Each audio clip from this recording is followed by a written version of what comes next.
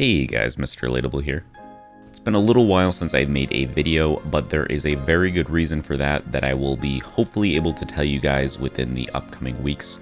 But I did want to put out a video because, like I said, it has been a little while. And this one is going to be on random loadouts for games like Zonewars and Boxfights.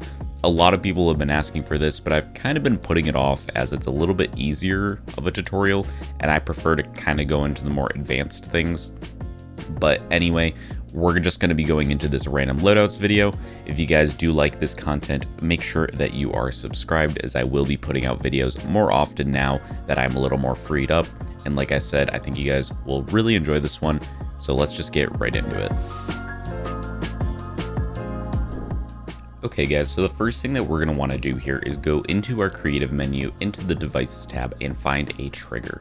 I already have one in my quick bar, but we're just going to throw it on down like so. Hit E and make sure that you're at the all options tab at the top. It's these 4 bars. Scroll on down to activate on game phase. We're going to put this onto game start. Delay, we're going to want to put this onto 1 second, and then trigger VFX and trigger sound. Make sure that both of these are disabled. Scroll on down yet again, and you should see when triggered, transmit on. Put this onto channel 1. And that's all you're going to need to do for this trigger, and it will be our only trigger for this tutorial. The next thing that we are going to do here is go into our menu again and grab a Mutator Zone. You're going to want to place one of these down kind of in the center of your map. So if you're making a Zonewars or Boxfight map, you're going to want to be putting this around the center of where players spawn. So if players spawn where my kind of arrow is right now, this is a really good spot for the Mutator Zone. Place it on down and enter it, and change a couple of these settings. Once again, make sure that you are on the all options tab. Allow weapon fire, we're going to want to put this onto yes. The width, depth, and height should all be on 100. Enabled at game start, make sure this is on no, and then enable when receiving from channel 1, disable when receiving from channel 2, and then on player entering zone, transmit onto channel 2. What this pretty much does is when the game starts, this trigger is going to tick down from 1 second, as that is the 1 second delay that we put on right here. After that 1 second, this Mutator Zone will flash on and off really quickly, and what that does is it's going to send a signal to our item granters that we have yet to place, and then those item granters will give everyone that is in the Mutator Zone a random loadout. Next up here is our favorite little boy, our team settings and inventory device. We seemingly use this in pretty much every PvP game that you make. You're just going to want to place this down, and then on grant behavior in the all options tab, make sure that this is on keep all.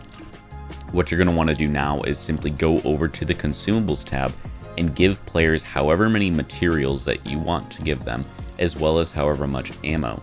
So in this sake, I want to give them 500 wood, 500 stone, 500 metal, and you can tell how much each of these give when you double click by simply looking over here on the right side. You can see it says X500, and I'll give them all of this stuff as well, just the default values.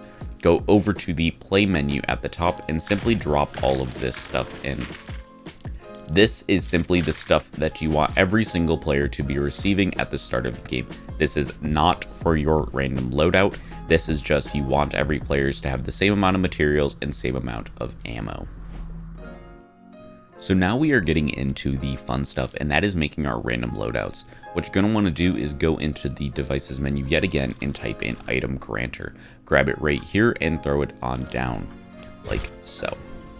One thing to note is make sure that this is kind of far away from your team settings device, and the reason for that is if you had it right up here really close, you could accidentally drop a weapon.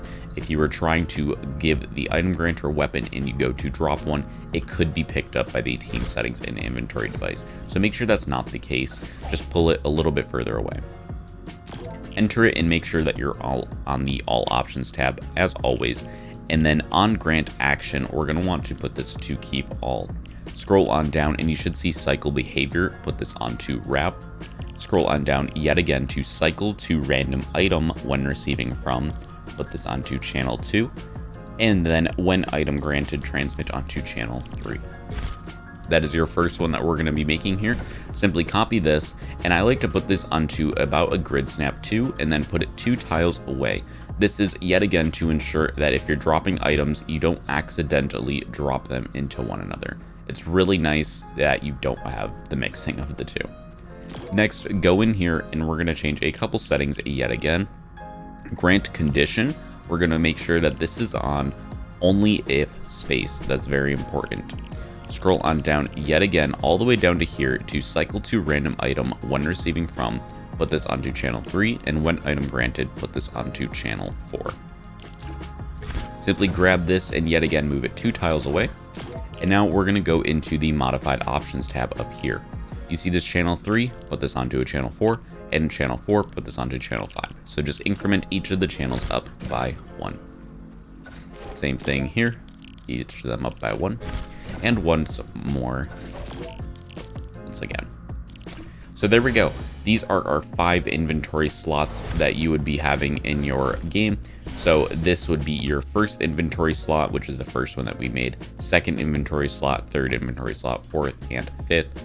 You can go in now, and let's say for the first inventory, we want a random selection between, let's say, the regular Scar, a purple AK, thermal scoped, why not, a white FAMAS, and then let's just say a blue scoped. So these are all of the random options that you would want for your first weapon. So simply drop them all in like so, and there we go. On this one right here, same thing. This is our second slot, so maybe we want to do shotguns for our second slot. So we'll do combat, pump, tac, drum, and let's say a white pump. So this is all of our second items that we want to have random. Third items, let's say we want to do SMGs. We'll grab all of these. Let's go to here, grab some more. There we go. Drop them all like so, they all get sucked up. And then this will probably be our fourth slot, so our consumables. Let's go with chug splashes, shield, slurp, and you know what? That'll be good. We only want these 3 options. And then last but not least, for our other consumables, let's do health items. So we'll do med kit, bandages, and why don't we just throw in some fun stuff? We can just throw in a bush. Drop those all in like so. And now we will start up our game here, and you will see that we get a random loadout.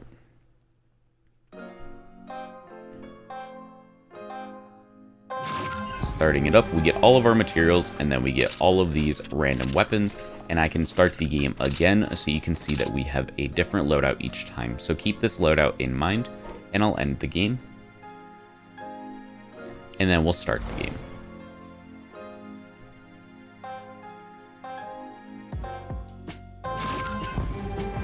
As you can see here, I got a completely random loadout this time again, completely different, and yeah, that is pretty much it. If you guys do enjoy this type of content, like I said, make sure that you are subscribed, as I will start to be uploading more often, looking to upload probably around once a week, maybe twice a week, depending on my schedule.